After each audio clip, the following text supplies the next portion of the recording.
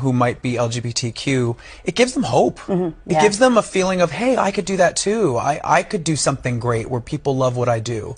And it also helps kind of build a bridge to the public, to all of our allies out there. People that go, you know what, I love Freddie Mercury. You know what? Oh, he was gay. Okay, cool. Well, I like him, so maybe it's not so bad. Yeah. These are the steps that we've been taking over the past couple decades. And in fact, a lot of the steps have started, in the 60s and into the 70s and the 80s and the 90s, but the pendulum kind of swings back and forth and zigzags side to side. So we've made so much progress. Visibility in music is in a better place than it's ever been for queer people.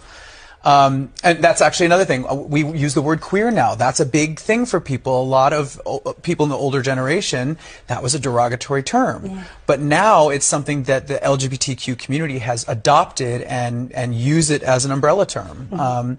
That's something that Brian even brought up in my interview with him. He says, that's strange because we never used to use that word.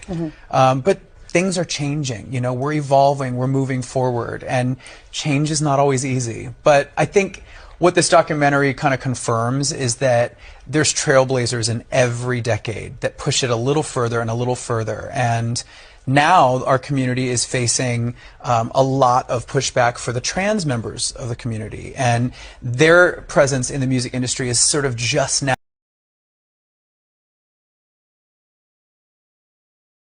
As a songwriter and as a performer, being LGBTQ, it adds another layer of things to your experience.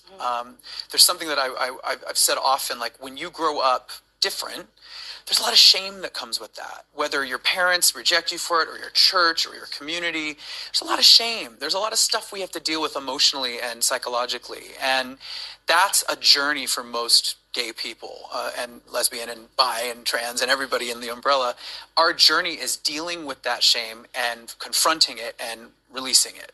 But it takes a long time. And confronting it and releasing it. But it takes a long time.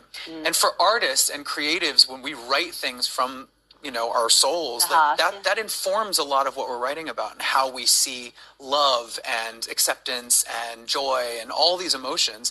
It's sort of filtered through that. Well, obviously I have a very soft spot for Freddie, being, a temporary member of Queen, with Brian and Roger.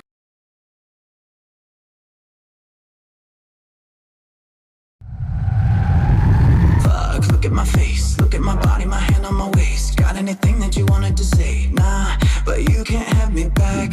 Glad you came, watch me dance and I watch you break. Want you to regret all of your mistakes, 'cause now you can't have me back.